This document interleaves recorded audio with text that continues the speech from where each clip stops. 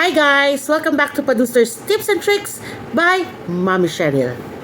Umuwi na naman yung husband ko today na ang daming bitbit. Tara, sabayan niyo ako na buksan ang mga ito. Isa-isahin natin ha. Una, yung galing sa aking sister-in-law. Ang sister-in-law ko na yan ay small but terrible. Akalain nyo, halos lahat na yata ng matataas na bundok sa buong mundo na akyat. Yun na nga, recently galing siya sa Machu Picchu. Pumunta siya ng Peru. Doon, inakyat niya yon. Tapos, syempre, dumaan din siya ng Brazil. So, hiniritan siya ngayon ng husband ko ng kape. So, ito na nga.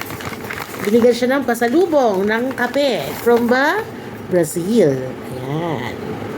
Tapos, may bonus pa na chocolate. Ayan. Diba? Thank you, Chess. At syempre, ang mother-in-law ko nagpadala din ng something for the kids. Ayan. Gusto natin na ito.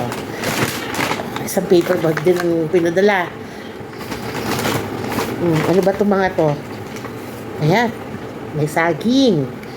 Sa kanyang 4 little monkeys.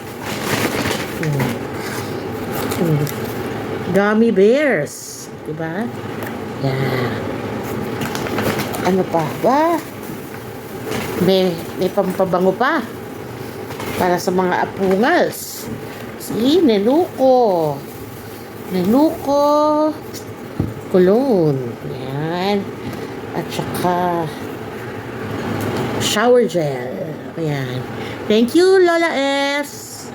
Happy na naman ang inyong mga apo niyan.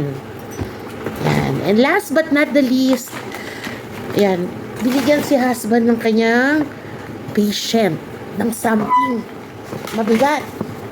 Ito. Ayan. Cordo Padua. So, ano to?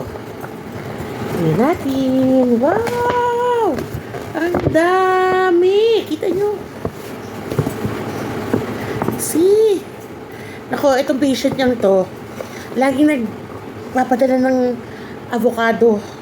Ano yun to? Tanim lang nila to. Tapos, ang sarap ng avocado nila. Yung, ano siya, creamy na avocado. So, may pang dessert na naman kami. Ang saya-saya, no? Kapag marami kang nare-receive. Pero, mas masaya at lalong masarap sa pakiramdam kapag ikaw ang nagbibigay sa iba. Ika nga nila, be a blessing to other people. Dahil kapag tumulong ka at nag-bless ka ng iba, ang balik sa inyo nun, sobra-sobra pa. Siksik, liglig at umaapaw. So, yun lang guys. See you again soon. Bye!